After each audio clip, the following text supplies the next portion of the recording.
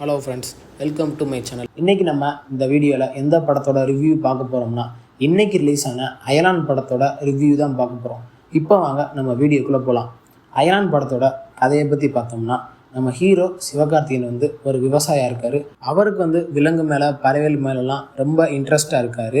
அவர் ஒரு சுச்சுவேஷனில் கடன் தொல்லைனால் விவசாயத்தை விட்டுட்டு சென்னைக்கு போய் வேலை பார்த்து எப்படியாவது கடனை அடைச்சிடணும் அப்படின்னு அவர் சென்னைக்கு வேலைக்கு போகிறாரு. அதே நேரத்தில் நம்ம படத்தோட வில்லே ஒரு பெரிய சயின்டிஸ்டாக இருக்கான்.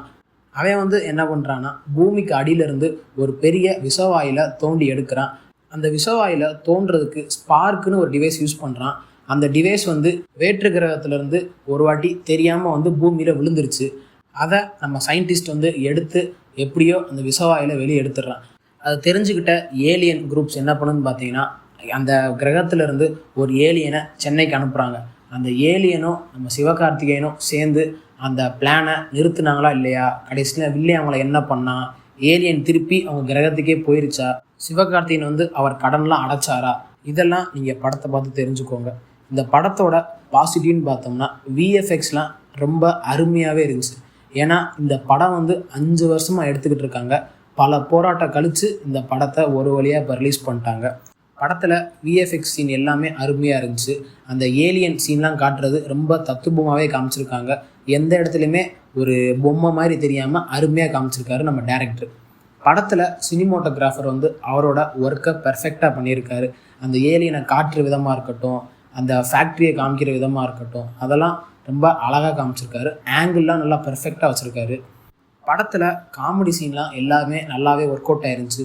யோகி பாபாவோட காமெடியும் சிவகார்த்திகேயன் 2 பேரும் அவங்க பண்ணுற காமெடி எல்லாமே அருமையாக இருந்துச்சு. அடுத்து நம்ம ஹீரோயின் இந்த படத்தில் கொஞ்சம் நேரம் தான் வர மாதிரி கட்டியிருக்காங்க. அதை நம்ம டைரக்டர் இன்னும் கொஞ்சம் ஃபோக்கஸ் பண்ணி எடுத்துருக்கலாம்.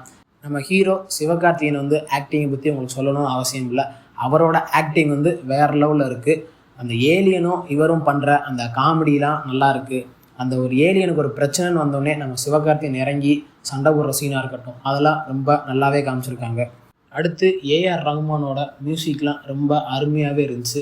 பிஜிஎம்லாம் நல்லாவே இருந்துச்சு. அவரோட வேலையை நல்லா பெஸ்ட்டாகவே பண்ணி கொடுத்துருக்காரு. டேரக்டர் அவரோட ஒர்க்கையும் பெர்ஃபெக்டாக பண்ணியிருக்காரு.